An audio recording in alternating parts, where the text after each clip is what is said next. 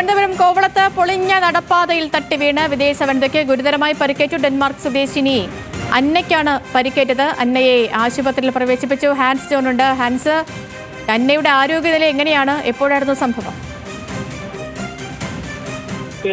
ഇന്ന് വൈകിട്ടോടെയാണ് ഈ അപകടം സംഭവിച്ചത്. കോവളത്ത് പൊളിഞ്ഞ നടപ്പാതയിൽ തട്ടി വീണാണ് ഇപ്പോൾ വിദേശ വനിതയ്ക്ക് ഗുരുതര പരിക്കേറ്റിരിക്കുന്നത്. ഡെൻമാർക്ക് സ്വദേശി അന്നയ്ക്കാണ് പരിക്കേറ്റത്. നിലവിൽ ഇവരെ തിരുവനന്തപുരത്തെ സ്വകാര്യ ആശുപത്രിയിൽ പ്രവേശിപ്പിച്ചു. ഇവർക്ക് പ്രാഥമിക ചികിത്സ നൽകിയതിനു ശേഷം ഇവർ ഇപ്പോൾ ആശുപത്രി വിട്ടിട്ടുണ്ട്. നമുക്ക് ലഭിക്കുന്ന വിവരം അനുസരിച്ച് ഇവരുടെ കാലിന് ചെറിയ പൊട്ടലേറ്റിട്ടുണ്ട്. പക്ഷെ എന്നാലും ഗുരുതരമല്ല. നിലവിൽ പ്രാഥമിക ചികിത്സ നൽകിയാണ് സ്വദേശിനി ഇപ്പോൾ ആശുപത്രി വിട്ടിരിക്കുന്നത്.